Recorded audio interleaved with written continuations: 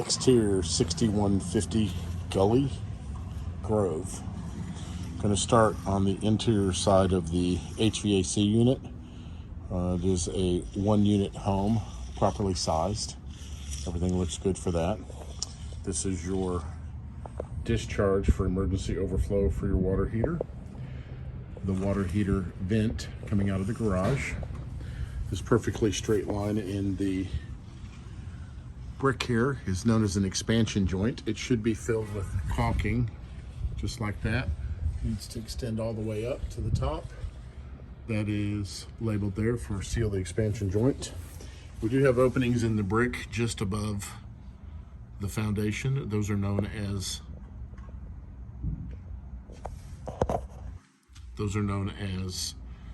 weep holes, and those are supposed to be left open. That's what helps the wall to breathe.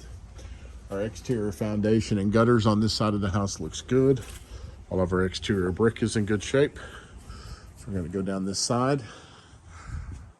This little pipe sticking out of the ceiling right here on the soffit, that is the emergency overflow for your HVAC system. So should that ever start dripping water, that is an indication that the main drain is clogged and would need to be serviced to make sure that the drain is opened back up and flowing properly. We've got some caulking issues that need to happen. Once again, we have an expansion joint that needs to be caulked there. Continuing down this side, this is the vent for your vent-a-hood. Cosmetically, the house still needs to be washed and final cleaning done for closing. That'll be done after they finished all the repairs. So we have some damage to the fascia right there that's marked. That's going to need to be, that end board's going to need to be replaced and painted. So labeled there is damaged fascia. These are our master bedroom windows. We have a chip in the patio surface that is large enough to be repaired. So that's labeled here. We have some painting marked on the interior of that soffit that just got missed, and then sealing with caulking around that upper joint down there. Good to go. Patio's all good. Lights are working. Everything looks pretty decent here. Get to these bedroom windows. We have openings in the soffit here that need to be sealed still. There's some triangular cut boards that just didn't get cut yet, so they're over this corner window of the master itself. This ditch in the backyard is proper. It runs from the backyard and down underneath the fences on both sides. It's known as a swale. It's what allows water to properly flow away from the property line foundation and out of here. If you'll notice, your house is built up on a little pad. That's to protect it from water flow and to properly make it drain so the foundation maintains proper water. So master bedroom windows, all of your exterior gutters are going out to drains that take the water down to the soffit right there. Coming down the master bedroom side of the house, we have some clean outs. Here's another expansion joint properly sealed. Everything looks good through here. Exterior water bib. Soffit vents properly venting. There's an exterior view. We'll see this on the interior as well. We have a damaged window. These tend to get replaced last minute just because they've been damaged and they're afraid they'll get damaged again. So they don't replace them as long as there's no water being able to get into the house. They replace those at the last thing. We have another expansion joint here. It's missing caulking right there at the top, so that needs to be added. For the clean out, we're going to go through the side fence, around to the front.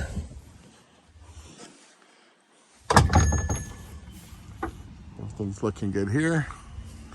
Front flower beds. Windows. All this up front is good. These two devices, these are the main cleanouts for your house. They're in the front flower bed. This is where a plumber would come if he needed to clean out drains throughout the house.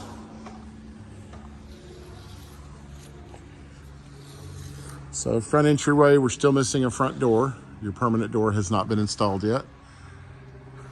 Everything looks pretty good through here. Garage.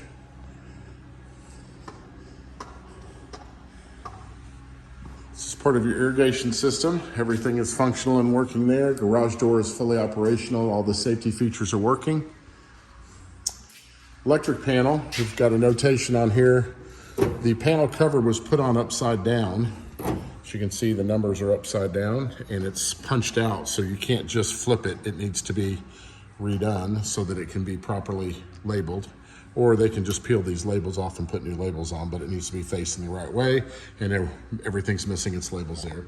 We still have some drywall repair that has to happen. Extra bricks are in place. This is your water heater. It is a tankless water heater located in the garage. This is an on-demand unit, so if we get super cold outside, you'll need to drip hot water as well as cold, because this only comes on when we request hot water. Unlike a tankless or a tanked unit, which comes on about every 20 minutes or so to keep that water to temperature, this only comes on when you ask for it. This little box right next to it opens up, and inside here is a water cutoff valve, that little red valve there. This will stop all water flow into the house so that you don't have to go out by the curb to do that. GFCIs are present. Looks like we've added a 240 outlet, potentially for a vehicle charger. Got some stuff marked here for repairs. Here's your attic access. This is where you get to your filter for your HVAC unit. And I took the liberty of just writing on the door there so that you don't have to go all the way up in case you forget the size. You can just pop the door down, check to see what it is, so you can go get a replacement before you have to go all the way up there. Out of the garage, continuing around the house to the front here and down the side. Everything looks good. Here's your gas meter. We do have what's known as a corner pop here. It's just some damage to the foundation. Foundation-wise, it doesn't hurt anything. Our only concern is that this brick, if this were to break completely off, this brick no longer is supported and would need some additional support. So they can do a repair to that if it becomes necessary to do so. The gas meter, gas ground is in place. This yellow water or wire here belongs to the city. This line changes to plastic as it goes underground, and that wire is wrapped around it to allow it to be traceable. So the Before You Dig program can show you where that is. This is an exterior ground that's put in place for anything that you add to the house: telephone, cable TV, internet, those kind of things. This goes into the house, it's pre-wired, and you also have a chase here. This string goes through so that you can pull wire into the attic space to be able to disperse through the rest of the house. Here's our electric coming in. It's underground, and this is actually our main panel. The one on the interior is known as a sub panel because of how this is set up. And I can get this open for you with two hands. There we go. This is where your main breaker is. And then this is the dryer breaker, and they are now required to be GFCIs. So if your dryer stops working and doesn't appear to have power, you need to come and check and make sure that that hasn't tripped and that it's properly turned off and then back on so that it resets itself. All your 240s are located here. So it's the oven, the AC unit, the 220 that's in the garage there, and your dryer. It does have a surge protector, and then this 70 amp breaker feeds your interior panel, which is all your lights and things like that. That vent right there is a fresh air intake, so that is there to make sure that you can get fresh air into the home. They're being built so tightly for EPA reasons that we have a system hooked to your HVAC that allows that to cycle fresh air, and it can be adjusted for the timing. Normally it's about every 15 to 20 minutes. And then that device right there is part of your irrigation system. That is the rain and freeze sensor. Prevents the unit from watering if it's recently rained or it's below freezing based on the settings. And now we're on the other side of your HVAC unit, all properly installed and looking good. We'll pick up with a second video for the interior.